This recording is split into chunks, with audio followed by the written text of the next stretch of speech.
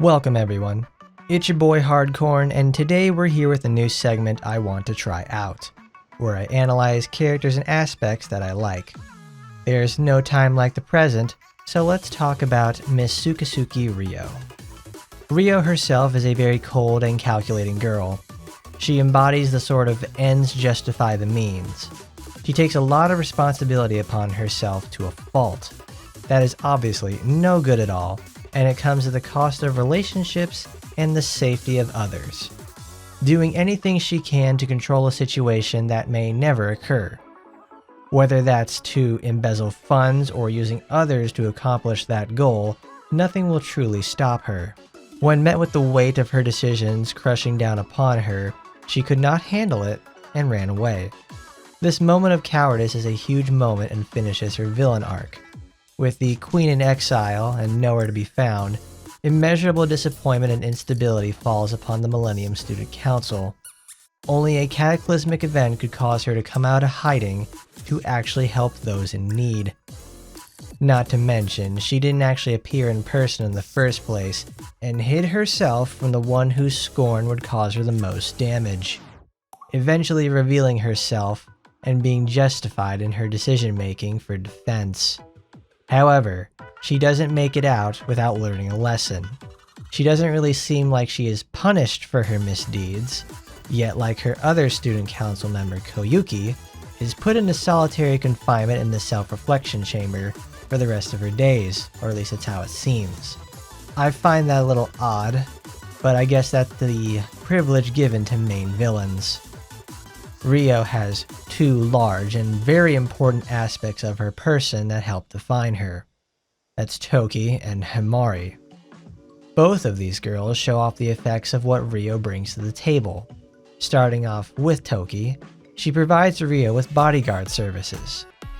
Toki is a member of the Cleaning and Clearing Club, but previously did not interact with them until the events of Volume 2. Toki is a victim of Rio's manipulation for sure. Toki herself is a girl who is tough as nails and will enact orders given to her, good or bad. Because of this, Toki is sent to destroy her own clubmates and heiress of the game development department. Toki is eventually defeated, which leaves Rio vulnerable and leads to Rio's said defeat. Thanks to the events of her Momo talks, at least on Rio's at least, we get to see her on a more personal level and how she would have interacted with others in a more intimate setting. We learn just the extent of how important Toki is to Rio's well-being, because it was never Rio wrangling Toki, it was the opposite, and this sort of turnabout actually makes them both a sort of dream team situation. They really need each other more than you would ever think. Himari, on the other hand, is Rio's conscience. Himari herself is not afraid in any aspect to lay into Rio for her lack of awareness towards others and taking on responsibilities that are and aren't there.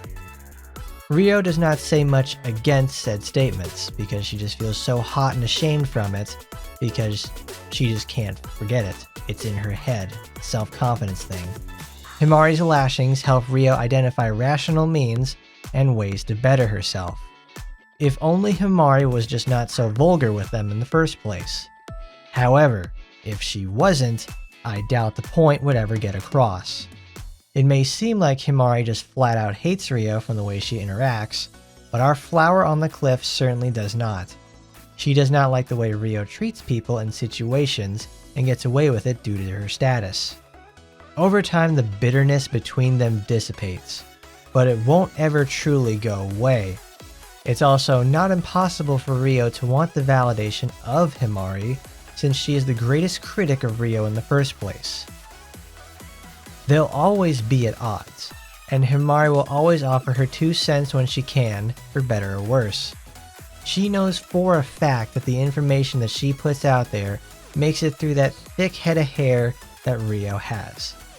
Rio's finest hour in Volume F exposes her for her deeds, though I really feel like she did not get the sort of punishment she deserves.